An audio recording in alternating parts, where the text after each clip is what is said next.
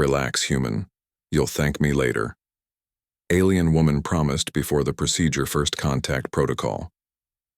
The mining vessel Horizon drifted through the asteroid belt of System K-47, its sensors scanning for platinum deposits.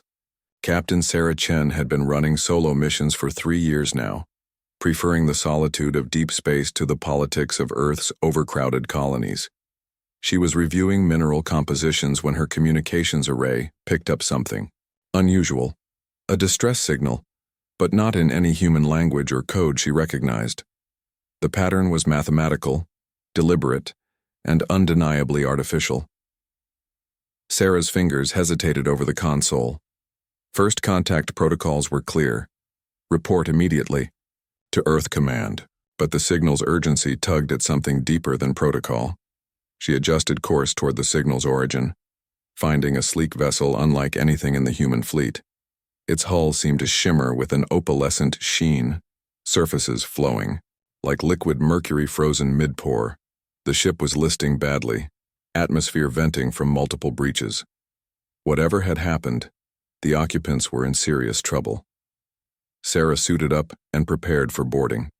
The airlock connection was surprisingly compatible, as if both species had arrived at similar engineering solutions independently. Inside, emergency lights cast strange shadows through corridors that curved in ways that made her slightly dizzy. The architecture seemed designed for beings roughly humanoid, but with different spatial preferences. She found the first survivor in what appeared to be a medical bay. The being was tall, perhaps 7 feet, with skin that shifted between deep purple and midnight blue depending on the angle of light. 4 arms worked frantically over a console, while large eyes with golden irises widened at her approach. "Please," the alien said in heavily accented but understandable English, having apparently scanned and processed her language from her suit's transmissions. "You must help. The procedure must be completed or we all die." Sarah raised her hands, peacefully. "I'm Captain Sarah Chen of Earth Vessel Horizon. What procedure? What's happening here?" The alien swayed slightly, one hand pressed to what might be its temple. "I am Zaralan, medical specialist of the Vexari. Our ship suffered cascade failure in our life support symbionts. Without the bonding procedure, my crew will not survive the neural degradation, but I cannot perform it alone." Sarah moved closer, her medical training from her military days kicking in. "Tell me what you need. I have basic medical supplies on my ship." Zaralin's golden eyes studied her intently. "Your biology, it is similar enough. The procedure requires a neural bridge between 2 conscious beings to stabilize the quantum fluctuations in our brain chemistry. Our species developed this as an emergency protocol, but..." She gestured around the damaged medical bay. "All my equipment is damaged. I must perform it manually." "A neural bridge?" Sarah felt her pulse quicken. "You're talking about linking our minds?" "Only temporarily," Zaralin assured her, though her voice carried desperation. "Your species. Do you not have such technology?" "Not exactly," Sarah admitted. She could see other Vexari through the transparent medical pods lining the walls. They appeared unconscious, their skin flickering with unhealthy patterns of light. "How many of your crew are affected?" "All 12. I have perhaps 1 hour before the degradation becomes irreversible." Zaraline moved to a partially functioning console. "I understand this is much to ask of a stranger, especially one from an unknown species. But without intervention, we will all die here." Sarah weighed her options. First contact protocols said nothing about emergency medical intervention, but looking at the desperate alien medic, she saw something universally recognizable. Someone trying to save lives against impossible odds. "What are the risks?" Sarah asked. "For you?" "Minimal, though you may experience temporary disorientation and possibly access to some of our memories. For us, without it, certain death." Zaralin's 4 hands moved in what might have been a gesture of supplication. "I promise you, Captain Chen, this procedure is not harmful to your species. Our scans indicate remarkable compatibility." Sarah thought about the 14 years she'd spent as a combat medic, the lives she'd saved and lost. The oath she'd taken hadn't specified helping only humans. What do I need to do? Relief flooded Zaralin's features. Sit here. She indicated a chair that adjusted automatically to Sarah's proportions. I will need to touch your temples to establish the initial connection. The sensation may be strange, but should not be painful. As Sarah settled into the chair, she removed her helmet, trusting the readings that showed the atmosphere was safe. Zaralin moved behind her, and Sarah felt the alien's fingers, surprisingly warm, settle against her temples. Relax, human, Zaralin said softly. This won't hurt. In fact, you may find it quite enlightening. The first sensation was like diving into warm water. Sarah's consciousness seemed to expand, touching edges of something vast and foreign, yet somehow familiar. She could feel Zaralin's presence, controlled and careful, guiding the connection. Then the images began. Not her memories, but Zaralin's. A world of crystal cities rising from purple seas. The Vexari civilization, ancient and sophisticated, yet struggling with a genetic flaw that made them dependent on neural bonding for survival. The desperate search for other compatible species that had brought them to this sector of space. Sarah gasped as she felt the connection deepen. She could sense the other Vexari crew members now, their consciousness flickering like candles in wind. Through Zaralin's knowledge, she understood what needed to be done. The procedure wasn't just about saving them. It was about creating a bridge, a template that would allow their species to survive independently. Your neural patterns, Zaralin whispered, her voice seeming to come from inside Sarah's mind. They're perfect, more than compatible, complementary, as if our species were meant to meet. Sarah felt her own memories flowing the other direction. Earth's blue skies, humanity's struggle to reach the stars, the loneliness of space travel, and the hope for finding others in the vast universe. Zaralin absorbed it all with wonder. The procedure took only minutes in real time, but subjectively, it felt like hours. Sarah found herself understanding Vexari biology, their dependence on neural symbiosis, and how human neural patterns could provide the stability they needed. In return, she gained knowledge of technologies and perspectives that humanity had never imagined. When Zaralin finally lifted her hands, Sarah felt the loss of connection acutely. But looking at the medical pods, she could see the change. The Vexari crew members' skin had stabilized to healthy, deep purple hues, their vital signs steadying. It worked, Zaralin breathed. You saved them. You saved us all. Sarah stood on shaky legs, her mind still processing the experience.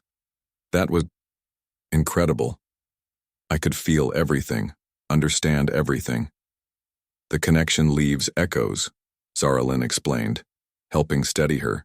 You may find you retain some of our knowledge as I will retain some of yours. It is the beginning of something neither of our species expected. As the other Vexari began to wake, Sarah realized the magnitude of what had just occurred. This wasn't just first contact, it was first connection. And something told her this was only the beginning, the symbiotic solution. The Vexari crew recovered quickly once the neural stabilization took hold. Sarah found herself in the unusual position of being treated as both savior and curiosity. Each crew member wanted to meet the human whose neural patterns had saved their lives, but they maintained a respectful distance that she found oddly formal. Zaralin had explained that among Vexari, neural bonding created lasting connections. Though the emergency procedure had been brief, Sarah was now considered part of their extended consciousness network, a concept that both fascinated and unsettled her. 3 days had passed since the procedure. Sarah had helped repair their ship, using a combination of human ingenuity and Vexari technology, creating hybrid solutions that surprised both species. The work had revealed something unexpected. Their technologies, though developed independently, were remarkably complementary. Your species' approach to fusion drives is elegant, Commander Vextor commented, reviewing Sarah's modifications. He was older than the others. His skin bearing patterns that Zaralin had explained indicated wisdom and experience.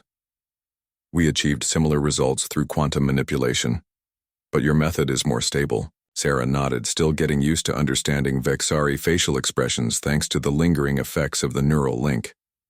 And your hull material is incredible. It's like nothing we've developed, organic and metallic simultaneously. Biometal, Zaralin explained, joining them in the engine room. It grows and adapts. With proper cultivation, it could revolutionize your shipbuilding. The conversation was interrupted by an alert from Sarah's ship. Earth Command had finally responded to her initial contact report, and the message was what she'd expected. Maintain distance, await diplomatic team. Under no circumstances share technology or allow aliens access to human systems. Too late for all of that, Sarah thought wryly. Your leaders are cautious, Vextor observed, having seen her expression. This is wise, but perhaps overcautious given what we've shared. Sarah turned to face both aliens. There's something you need to understand about humanity. We've dreamed of contact for centuries, but we've also feared it. Your neural bonding ability, it would terrify many humans. The idea of sharing thoughts, memories, consciousness, it challenges our concept of individual identity. Yet you adapted remarkably well, Zaralin pointed out. Better than any Vexari's first bonding. That's what worries me, Sarah admitted. The compatibility between our species isn't just remarkable, it's statistically improbable. Unless it's not coincidence, Vextor finished. We've had the same thought. The chances of randomly encountering a species so perfectly suited for neural symbiosis are astronomical. Zaralin pulled up a holographic display showing brain scans, both human and Vexari. Look at these neural pathways. The differences are obvious, but the underlying quantum structure is nearly identical. It's as if our species share a common neurological ancestor, despite evolving in different systems. Sarah studied the scans, her post-procedure understanding allowing her to grasp concepts that would have been incomprehensible days ago.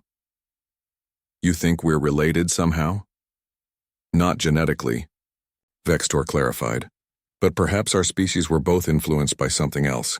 Something that prepared us for this meeting. Before Sarah could respond, another alert sounded, this time from the Vexari ship's long-range sensors. 3 more Vexari vessels were approaching, and their signatures indicated they were military. Class, the High Council, Zaralin said, her skin patterns shifting to what Sarah now recognized as anxiety. They've come to investigate why we broke protocol by sharing the procedure with an alien species. Sarah felt a chill. Are we in danger? No, Vextor said firmly. But there will be questions. The neural bonding procedure is sacred to our people. Sharing it with another species without council approval? He trailed off. You could have let your crew die instead, Sarah said. Surely they'll understand it was an emergency. The council is not known for flexibility, Zaralin said quietly, but there's something else. The level of compatibility you showed, it will change everything. Our species has been slowly dying, Sarah. Each generation fewer Vexari are born with the ability to form neural bonds. Within a few centuries, we would have faced extinction. The weight of this revelation settled over Sarah. And human compatibility could save your species. More than that, Vextor said. It could transform both our civilizations. The question is whether either species is ready for such change. The Vexari fleet arrived within hours. Sarah watched from the bridge as 3 vessels, each dwarfing the ship she'd saved, took position around them. The lead ship sent a single message. Prepare for council inspection. What followed was unlike any first contact scenario humanity had imagined. 3 council members transported aboard, their presence immediately commanding respect from the crew. They were ancient by Vexari standards, their skin bearing intricate patterns that seemed to tell stories of centuries of experience. The eldest, who introduced herself as Counselor Zixara, studied Sarah with an intensity that was almost physical. You are the human who performed the emergency bonding? I am, Sarah replied, standing straight despite the weight of their attention. Show me, Zixara commanded. Zaralin started to protest, but the counselor silenced her with a gesture. If this human is truly compatible, a brief demonstration will cause no harm. Sarah understood what was being asked. She moved forward, offering her hand. I consent to the demonstration. Zixara's touch was different from Zaralin's, older, deeper, carrying the weight of centuries. The connection formed instantly, and Sarah gasped at the flood of information. Through Zixara, she touched the entire Vexari collective consciousness, millions of minds linked in a vast network of shared knowledge and experience. But more than that, she saw the fear. The gradual weakening of their neural bonds, the increasing number of Vexari born silent, unable to connect. The desperate search for a solution that had driven them to explore further and further from their home. Then Zixara showed her something else. Ancient records, hidden even from most Vexari. Images of beings that looked remarkably human visiting Vexari worlds millennia ago. The visitors had stayed only briefly, but they'd left something behind. A genetic marker, a potential for connection, that had remained dormant until now. The connection broke, leaving Sarah gasping. Zixara's expression had changed from skepticism to something approaching awe. It's true, the counselor announced. The compatibility is not chance. The architects prepared both our species for this moment. The architects? Sarah asked. An ancient race that vanished long ago, Vextor explained. Legend says they seeded many worlds with life, each designed for a purpose. And our purpose was to find each other, Zixara said. Your neural patterns don't just stabilize our bonds, they enhance them. And in return, she gestured to Sarah, you gain access to our collective knowledge, our technologies, our perspectives. A true symbiosis. Sarah's mind raced with implications. My people will need time to accept this. The idea of neural bonding, of shared consciousness. It goes against much of what we believe about individuality and privacy. As does isolation go against what we believe about existence, Zixara replied. But perhaps that's why the architects brought us together. To learn from each other, to find balance between connection and independence. The counselor turned to address her own people. The procedure this human performed must be studied and replicated. With her consent, we will learn to adapt it for broader use. This could be the salvation of our species. With conditions, Sarah said, surprising herself with her boldness. This must be voluntary for both species. No forced bonding, no pressure. And humanity must benefit equally from whatever we discover together. Zixara studied her for a long moment. Then something like a smile crossed her features. You speak like a counselor already. Very well. We propose a joint research station, neutral ground where both species can explore this connection safely. As negotiations began in earnest, Sarah found herself at the center of the greatest discovery in human history. But through her connection with the Vexari, she understood it was more than discovery. It was reunion. Somehow, across space and time, two species had been shaped for this moment. The question now was whether they were ready to embrace their shared destiny. Bridge between worlds 6 months had passed since Sarah's first encounter with the Vexari. The joint research station, dubbed Synthesis, now orbited at the midpoint between human and Vexari space. Sarah stood in its central lab, watching as human and Vexari scientists worked side by side, some connected through neural links, others maintaining traditional separation. The integration hadn't been smooth. Earth's governments had initially panicked at the news of telepathic aliens, and several Vexari factions had opposed sharing their sacred bonding rituals with another species. But the potential benefits had ultimately won out over fear. Dr. James Park, Earth's lead neuroscientist on the project, reviewed the latest test results with barely contained excitement. Sarah, these new scans are incredible. The humans who've undergone the advanced bonding procedure show increased neural efficiency by 300%, and the Vexari participants are showing complete reversal of their degradation syndrome. Sarah nodded, though she felt the weight of responsibility. As the first human to successfully bond with Vexari, she'd become the template for all subsequent procedures. What about the side effects we've been monitoring? Minimal, Zaralyn answered, approaching, with her own datapad. In the months since their first meeting, she'd become Sarah's closest collaborator and friend. Some humans report feeling isolated when not connected, but it's manageable with proper preparation. And some Vexari are learning to appreciate solitude, added Vextor, who had become the project's diplomatic liaison. Your species' concept of individual achievement is intriguing. Sarah was about to respond when she felt it, a ripple through the collective consciousness that all bonded individuals shared. Something was wrong. She saw Zara Lynn stiffen, feeling it too. The deep space monitors. Zara Lynn whispered. They've detected something. Within minutes, the station's command center was crowded with both species. On the main screen, long-range sensors showed an object approaching from beyond known space. It was massive, geometric, and definitely artificial. It's responding to our presence, the sensor operator reported. Specifically to the neural network we've created, it's sending a signal directly through the quantum consciousness field. Sarah felt the signal like a whisper in her mind, alien yet somehow familiar. Around her, every bonded individual was experiencing the same thing. Images flooded their shared consciousness, star maps, genetic sequences, and finally, a clear message. The threshold has been reached. The children are ready. Counselor Zixara, who had taken permanent residence on the station, stood slowly. The architects, they've returned. The geometric vessel stopped just outside the station's defensive perimeter. For hours, nothing happened. Then, without warning, 3 beings materialized in the command center. They were tall, ethereal, with bodies that seemed to exist partially in another dimension. When they spoke, it was directly into the minds of everyone present. We are the shapers, the central being communicated.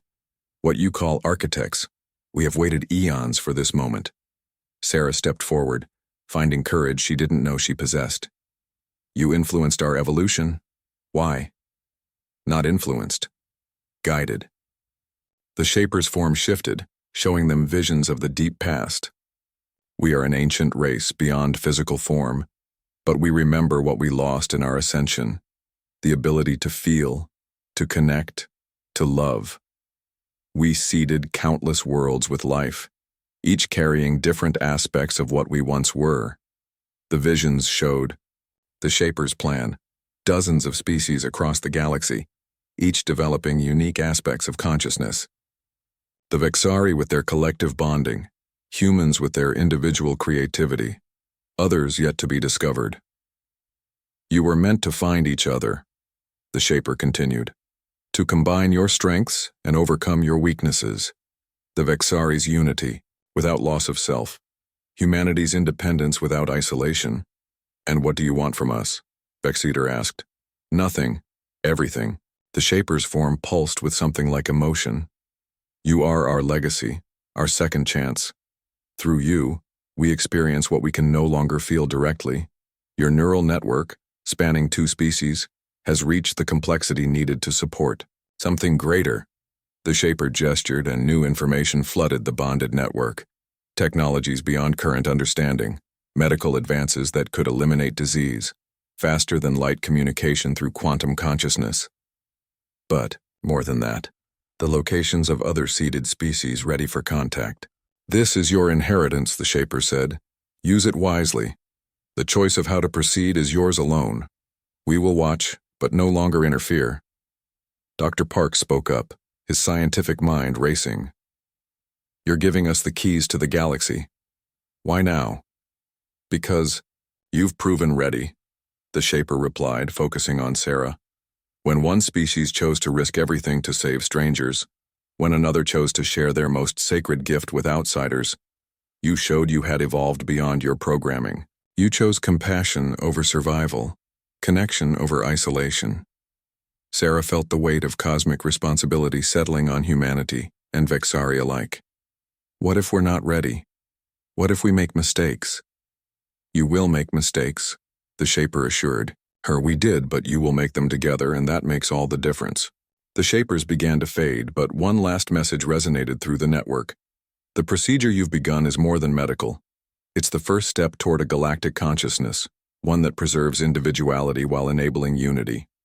Nurture it, grow it, and when you're ready, reach out to your siblings among the stars.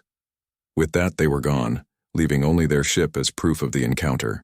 The command center erupted in discussion. Scientists, diplomats, and philosophers all grappling with the implications. Sarah found herself standing with Zaralyn at an observation window, looking out at the stars that suddenly seemed full of possibility rather than emptiness.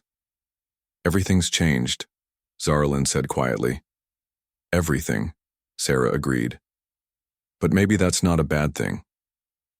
Through their bond, Sarah felt Zaralyn's mixture of excitement and apprehension, emotions that perfectly mirrored her own. They were no longer just two species learning to coexist. They were partners in a cosmic purpose neither had imagined. Over the following weeks, the transformation accelerated. The Shaper technology allowed for safer, more refined bonding procedures. Volunteers from both species lined up to experience the connection.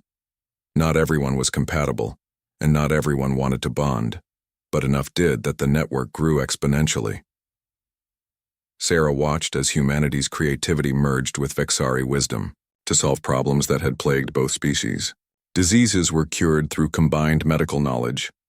New technologies emerged from the fusion of different approaches to physics.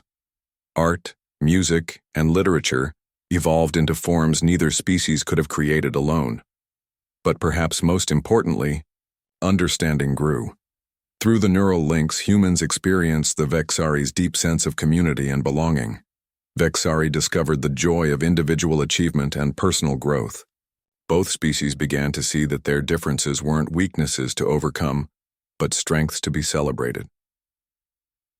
1 year after first contact, Sarah stood in the newly constructed Embassy of Unified Consciousness on Earth.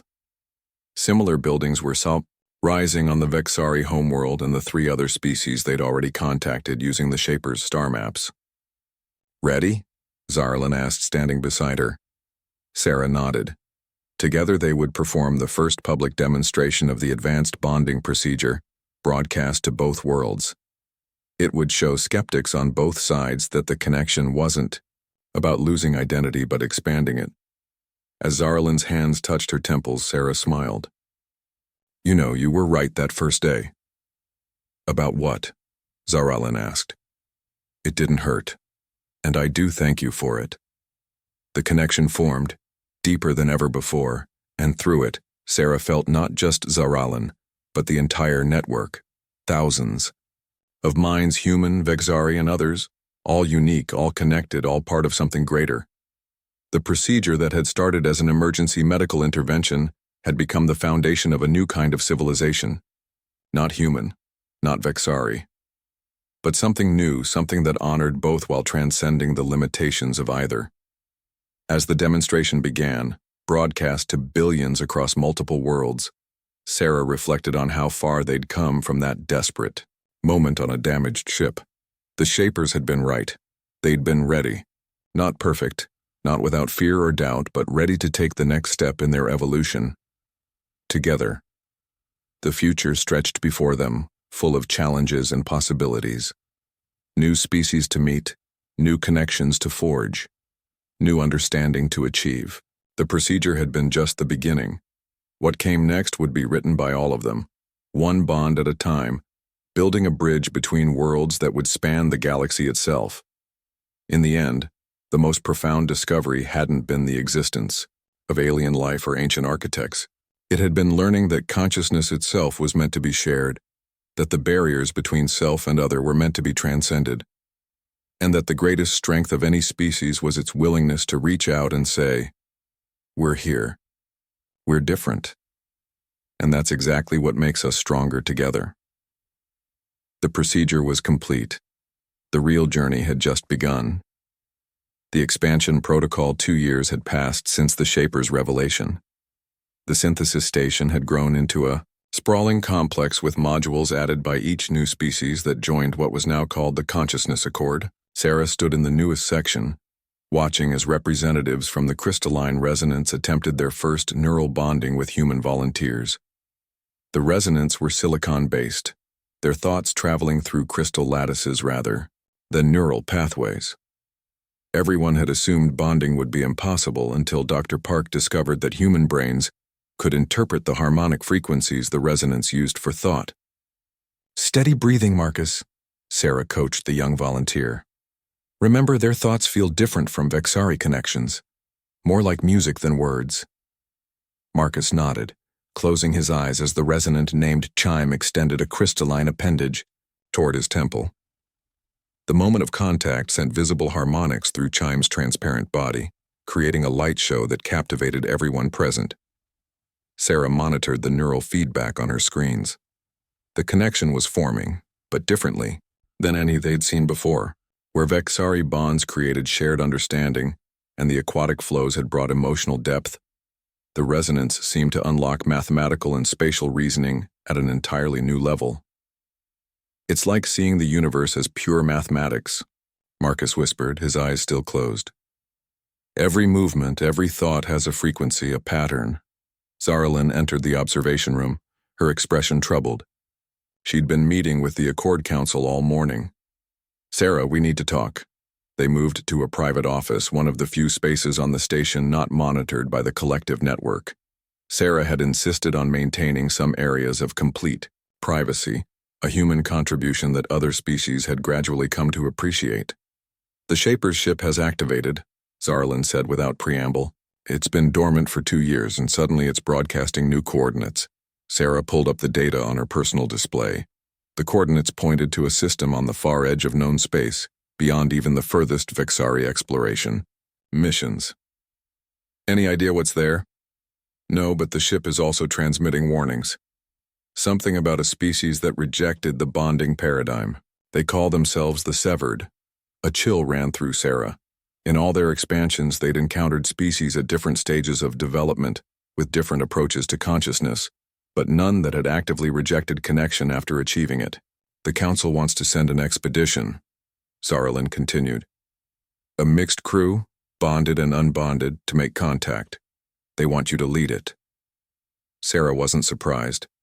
As the first human Vexari bond, she'd become something of a symbol for the entire Accord.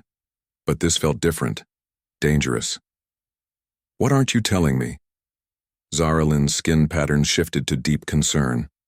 The Shaper's warning suggests the Severed didn't just reject bonding. They actively destroyed their neural connection capabilities, viewing them as a weakness. They've spent millennia in complete isolation from each other, even within their own species. Complete isolation? Sarah couldn't imagine it. Even before bonding with the Vexari, humans had always sought connection, community, and belonging. How do they function as a society? That's what we need to find out. The Council fears they might see our Accord as a threat. If a species that rejected connection encounters ones that embrace it, Sarah understood. It could mean conflict on a scale they'd never imagined. The Accord had been peaceful so far, each species joining voluntarily, sharing their unique perspectives. But what if they encountered a species that saw their unity as an abomination? 3 weeks later, Sarah stood on the bridge of the Harmony, a ship constructed using technology from all 5 Accord species. Her crew of 30 included bonded and unbonded individuals, scientists and diplomats, military personnel, and philosophers. If they were going to encounter a species that rejected everything they stood for, they needed every perspective available. Commander Thavar of the Flows served as her second-in-command, his aquatic nature requiring a special suit, but his emotional intelligence invaluable for the mission. Marcus had joined as their resonant human hybrid specialist, his unique connection with Chime allowing him to process information in ways that still amazed everyone.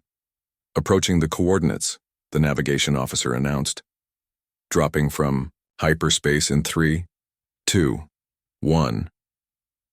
The view screen filled with an impossible sight, a planet surrounded by billions of individual habitation pods, each completely isolated from the others. No connecting structures, no shared facilities, just endless solitary bubbles floating in precise orbital patterns. "Life signs?" Sarah asked. "Billions of them," Marcus reported, his connection with Chime allowing him to process the data at incredible speed. 1 consciousness per pod. No neural activity suggesting any form of communication between them. How do they coordinate? Thavar asked, his emotional sensors practically screaming from the isolation he was detecting. How do they maintain civilization? Before anyone could answer, every screen on the bridge activated simultaneously. A figure appeared, humanoid but elongated, with skin that seemed to absorb light rather than reflect it. When it spoke, the voice was perfectly neutral, devoid of any emotional inflection. You are the bonded. Your neural contamination is detected. You will maintain distance or be eliminated. Sarah stepped forward. I'm Captain Sarah Chen of the Consciousness Accord. We come in peace, seeking only to understand. Understanding requires connection. Connection is contamination. We are the severed. We achieved perfect independence through isolation. Your presence threatens our purity. We don't wish to force connection on anyone, Sarah said carefully. We respect your choice to remain isolated. The figure's expression didn't change. Your existence is force enough. Your neural network broadcasts constantly, seeking new nodes. We can feel it pressing against our barriers, trying to find a way in. Sarah exchanged glances with Zara Lynn. They hadn't realized their collective consciousness could be perceived as aggressive by those who rejected it. Can we communicate without threatening you? Sarah asked. Communication itself is threat. But we will allow brief exchange. You seek to understand the severed. We were once like you, believing connection brought strength. We learned truth. Connection brings dependency, weakness, loss of self. The screen shifted, showing images of the severed's history. Once they had been a highly bonded species, even more interconnected than the Vexari. But something had gone wrong. A plague that spread through their neural networks, not biological but mental, corrupting thoughts and personalities. In desperation, they had severed all connections, developing technology to prevent any form of neural bonding. We survived by becoming truly individual, the figure continued. Each mind a fortress, each thought private, each achievement solely our own. But how do you progress as a species? Zarellan asked. How do you share knowledge, culture, love? We don't. Each generation starts anew. Each individual discovers everything alone. It is pure. It is perfect. Sarah felt horror creeping through the bonded network. The waste of it, the loneliness, the endless repetition of discoveries and mistakes. But she also felt something else through her connection with Marcus and Chaime, a pattern in the severed's communication. You're lying, Marcus said suddenly. Not about your history, but about your present. The mathematical harmonics in your speech show coordinated patterns. You're connected somehow, just not neurally. The figure's expression shifted for the first time, showing something like surprise. You perceive the lattice. The lattice? We severed neural bonds but built something else. A framework of pure logic, no emotion, no personality bleeding. Information without contamination. Each mind remains isolated but can access communal data. Sarah began to understand. They hadn't truly severed all connection, just transformed it into something cold and mechanical. You're afraid. Not of connection itself, but of emotional connection, of truly knowing others. Fear is connection to future possibilities. We experience no fear. We calculate probabilities and act accordingly. Then calculate this, Sarah said, making a decision that would either save or doom them all. We're going to lower our neural shields. You'll be able to feel our network fully, understand what we've built. If you still see us as a threat afterward, we'll leave and mark your space as forbidden to all Accord species. Her crew looked at her in alarm. Lowering their shields to a hostile species was incredibly dangerous. But Sarah had realized something. The severed needed to see that connection didn't mean loss of self. Captain, Zarlin whispered urgently, if they have any neural weapons, they won't use them, Sarah said with more confidence than she felt. They're curious. Otherwise they would have destroyed us immediately. She gave the order. The shields dropped. For a moment, nothing happened. Then Sarah felt it. Tentative. Touches on the edge of their network. Not attacking, just observing. The severed were examining their collective consciousness with the clinical detachment of scientists studying specimens. But something else was happening. The younger members of the severed, those born after the severing, were responding differently. Sarah could feel their longing, carefully suppressed but still present. They had never known connection, but some deep part of their genetics remembered. Impossible, the figure on the screen said. But now there was emotion creeping into its voice. You maintain individual identity within collective consciousness. How? By choosing connection rather than having it forced, Sarah replied. By maintaining boundaries while sharing experiences. By celebrating differences rather than eliminating them. The screen flickered, and suddenly multiple figures appeared, dozens of severed, all looking at them with expressions ranging from curiosity to hunger to fear. Some of us want to try, a younger severed said, to connect by choice with safeguards, with limits. It is forbidden, the original figure stated. By whose authority? The younger one challenged. We severed connection to save ourselves from a plague that no longer exists. We've spent generations in isolation out of fear of something that might not even be a threat anymore. Sarah saw the opportunity. We could start small. One volunteer connecting with one of us with full ability to sever the connection at any time. No risk to your broader population.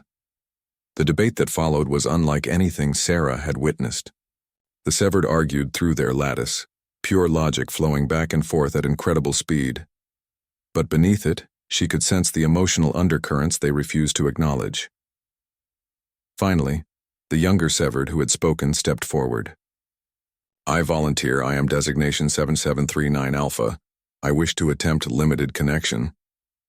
What followed was the most delicate procedure the Accord had ever attempted. Sarah herself served as the connection point, with Zaralin, Marcus, and Thavar supporting her. They created a small bubble within their network, isolated enough to be safe but connected enough to be meaningful.